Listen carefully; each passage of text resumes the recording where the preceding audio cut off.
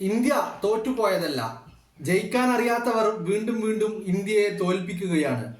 ജനത്തെ അറിയാത്തവർ ഏതോ ഭൂതകാല കുളിരിന്റെ പേരിൽ നയിക്കാൻ ഇനിയും മുന്നിൽ നിൽക്കരുത്.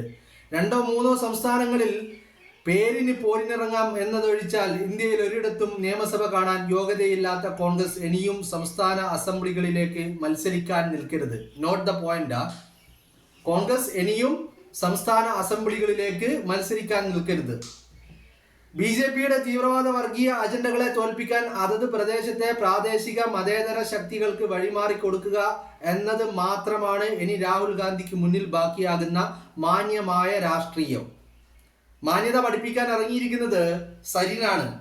സരിൻ പറയുന്നത് ബീഹാറിൽ വിജയിച്ചു കയറാൻ അറിയാത്ത കോൺഗ്രസും രാഹുൽ മാങ്കൂട്ടത്തിന്റെ പാർട്ടിയും ഇനി ഇന്ത്യയിൽ ഒരു സംസ്ഥാനത്തിലും നിയമസഭകളിലേക്ക് മത്സരിക്കരുത് എന്നാണ് സരിൻ പറയുന്നത്. കാരണം എന്താ?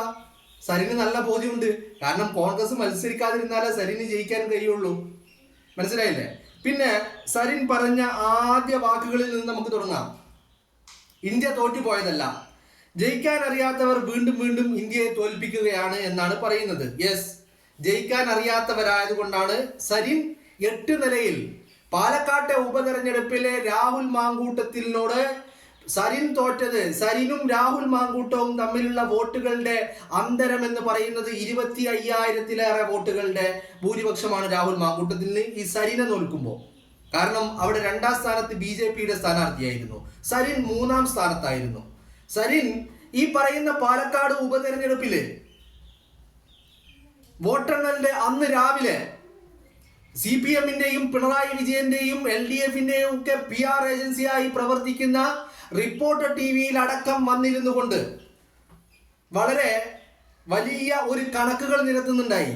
1ഉം 2ഉം നിങ്ങൾ നോക്കണ്ട, അത് കഴിഞ്ഞ് 3ാമത്തെ റൗണ്ട് എത്തുമ്പോഴേക്കും പിരായിരി എണ്ണി കഴിയുമ്പോഴേക്കും ഞാൻ വിജയിച്ചു കയറുമെന്നായിരുന്നു അവകാശവാദം, അല്ലേ?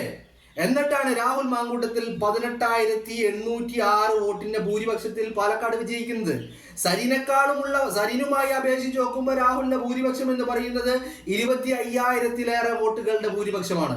എന്ന് പറഞ്ഞാൽ പാലക്കാട് തെരഞ്ഞെടുപ്പിൽ ആകെ പ്രധാനപ്പെട്ട മത്സരാർത്ഥികൾ എന്ന് പറയുന്നത് സ്വതന്ത്രരല്ലാത്തവരായിട്ടുള്ളത് ഈ 3 പേരെ ഉണ്ടായുള്ളൂ. ഒന്ന് രാഹുൽ മാങ്കൂട്ടം, ഒന്ന് ബി.ജെ.പിയുടെ കൃഷ്ണകുമാർ, മറ്റൊന്ന് ഈ സരിന് മൂന്നാമൻ.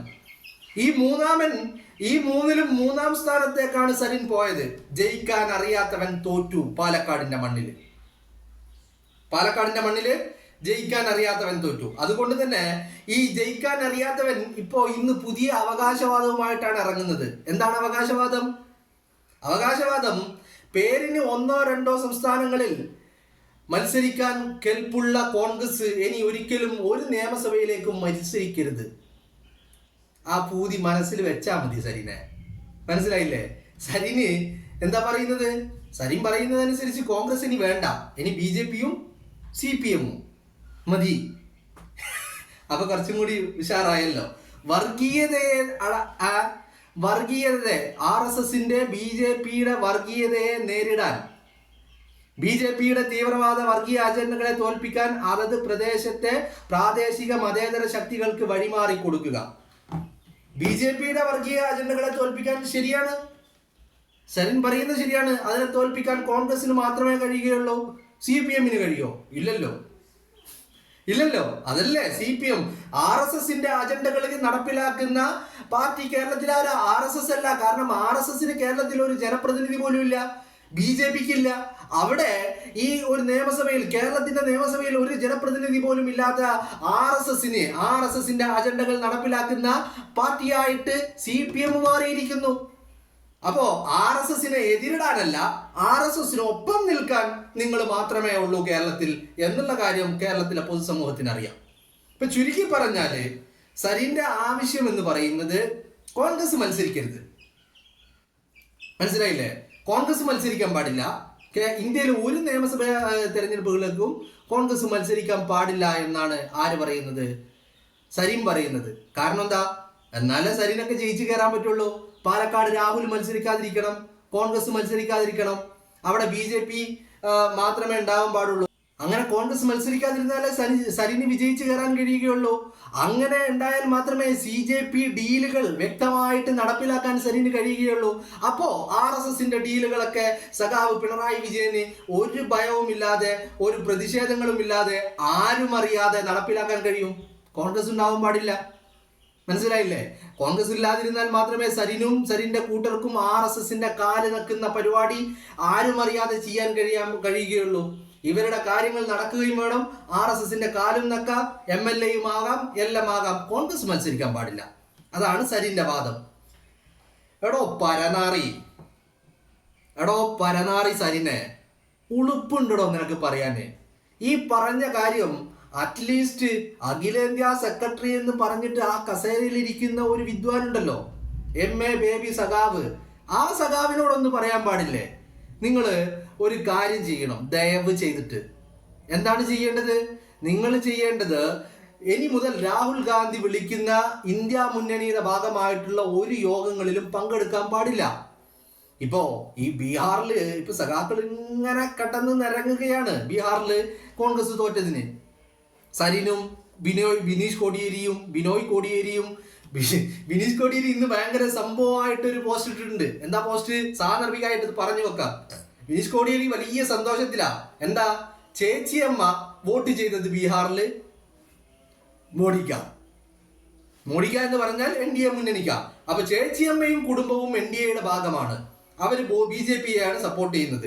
അവർ സപ്പോർട്ട് ചെയ്യുന്ന BJP അധികാരത്തിലേക്ക് വന്നു, NDA മുന്നണി അധികാരത്തിൽ വന്നു. അതുകൊണ്ട് സഖാവ് ബിനോയ് കോടിയേരി വലിയ സന്തോഷത്തിലാണ് ഇന്നുള്ളത്. മനസ്സിലായില്ലേ? കാരണം ചേച്ചിയമ്മ, വീട്ടിലെ ചേട്ടന്റെ ഭാര്യ ചേച്ചിയമ്മ, ആ ചേച്ചിയമ്മ NDAക്കാണ് സപ്പോർട്ട് ചെയ്തത്. അതുകൊണ്ട് അവർ അധികാരത്തിലേറിയിരിക്കുന്നു. അതിന്റെ സന്തോഷം ബിനോയ് കോടിയേരി കേരളത്തിലും പങ്കുവെക്കുന്നുണ്ട്. സരിനിലേക്ക് വരാം. അപ്പോ സരിന് ഇത്തരത്തില് MA ബേബിയോടൊന്ന് പറയണം, രാഹുൽ ഗാന്ധി വിളിക്കുന്ന ഒരു പരിപാടിക്ക് പോകരുത്. ഇനി മറ്റൊരു കാര്യം ഞാൻ പറയാം. ഈ CPM-ഉം എല്ലാവരും, CPM-ഉം CPI-യും ഒക്കെ ബീഹാറിൽ മഹാഗഡ്ബന്ധൻ എന്ന് പറയുന്ന മുന്നണിയുടെ ഭാഗമാ. കോൺഗ്രസിനൊപ്പമാ, RJDക്കൊപ്പമായിരുന്നു. മനസ്സിലായില്ലേ? എന്നിട്ട് ഒരു നാണവും മാനവും ഇല്ലാത്ത ഈ അടിമകൾ കേരളത്തിൽ ഇരുന്ന് കൊരച്ചുകൊണ്ടിരിക്കുകയാ. മത്സര രംഗത്ത് BJPക്ക് എതിരായിട്ട് കോൺഗ്രസിനൊപ്പമായിരുന്നു ഇവര്. എന്നിട്ട് കേരളത്തിലെ ഇവരെ അടിമകള് കോൺഗ്രസിനെ കാലുവാരിക്കൊണ്ടിരിക്കുക. കോൺഗ്രസ് മത്സരിക്കാൻ പാടില്ല പോലും. നാണം കെട്ട നെറികെട്ട എരപ്പകള്. ബീഹാറിൽ എന്താ സംഭവിച്ചത് എന്നുള്ള കാര്യമൊക്കെ എല്ലാവർക്കും പകൽ വെളിച്ചം പോലെ വ്യക്തമാണ്. ബീഹാറിൽ കോൺഗ്രസ് അധികാരത്തിലേക്ക് വരില്ല എന്നുള്ള കാര്യത്തിൽ ഒരു തർക്കവും ഉണ്ടായിരുന്നില്ല. അതിനുള്ള കാരണം എന്ന് പറഞ്ഞാൽ അവിടെ SIR നടപ്പിലാക്കി 65 ലക്ഷം വോട്ടോളം വെട്ടിപ്പോയി. അത് കഴിഞ്ഞിട്ട് തെരഞ്ഞെടുപ്പ് കഴിഞ്ഞിട്ട് സ്ട്രോങ് റൂമുകളിലെ CCTVകൾ ഓഫാക്കുന്നു. രാത്രിക്ക് രാമായണം പുറത്തു നിന്ന് ഈ പറയുന്ന വോട്ടിംഗ് മെഷീനുകൾ സ്ട്രോങ് റൂമിനുള്ളിലേക്ക് അടിച്ച് തിരികെ കയറ്റുന്നു. ഇതൊക്കെയാണ് ബീഹാറിൽ സംഭവിച്ചത്. ബീഹാറിൽ തോറ്റത് കോൺഗ്രസ് അല്ലടോ. അത് മനസ്സിലാക്കാനുള്ള ബുദ്ധിയെങ്കിലും വേണം. എങ്ങനെ ഉണ്ടാവാനാ? രാജാവിന്റെ തീട്ടം നിന്നവർക്ക് എവിടുന്ന ബുദ്ധിയല്ലേ? ബീഹാറിൽ തോറ്റത് ജനാധിപത്യമാ. ബീഹാറിൽ തോറ്റത് തെരഞ്ഞെടുപ്പ് പ്രക്രിയ. ബീഹാറിൽ തോറ്റത് ഈ രാജ്യത്തിന്റെ ഇന്ത്യയുടെ ഭരണഘടനയാ. അതൊന്ന് മനസ്സിലാക്കാൻ എവിടെ നിന്ന ബുദ്ധി? രാജാവിന്റെ തീട്ടം തിന്നാൽ ബുദ്ധി ഉണ്ടാവില്ലടോ. അരിയാഹാരം കഴിക്കുന്നവനെ ബുദ്ധി ഉണ്ടാവുള്ളൂ. രാജാവിന്റെ തീട്ടം തിന്നവന് എവിടെയാ ബുദ്ധി? എന്നിട്ട് അവൻ പറയാ അവന്റെ ആവശ്യം എന്താ? പാലക്കാടാണെങ്കിലും കേരളത്തിൽ എവിടെയാണെങ്കിലും കോൺഗ്രസ് മത്സരിക്കരുത്. ആഹാ, എന്താല്ലേ? എന്നാലല്ലേ ജയിക്കാൻ പറ്റുള്ളൂ. കോൺഗ്രസ് മത്സരിച്ച ജയിക്കൂല അല്ലേ? ആര്? ഈ പറഞ്ഞ വ്യക്തി. അപ്പൊ അവനിക്ക് അങ്ങനെ പല ആഗ്രഹങ്ങളും ഉണ്ട്. മനസ്സിലായില്ലേ? കോൺഗ്രസ് വിജയിച്ചാൽ അല്ലെങ്കിൽ കോൺഗ്രസ് മത്സരിച്ചാൽ ഈ പറയുന്ന വിജയം ഉണ്ടാകില്ല എന്നുള്ളത് കൊണ്ട് കോൺഗ്രസ് മത്സരിക്കരുത്. മനസ്സിലായില്ലേ? ഇപ്പൊ ബീഹാറിലെ തോൽവിക്ക് രാഹുൽ മാത്രം, കോൺഗ്രസ് മാത്രമാണ് ഉത്തരവാദി. മുന്നണിയിലുണ്ടായ ഈ പറയുന്ന CPM, CPI, RJD ആരും തന്നെ ഒരു ഉത്തരവാദിയുമല്ല.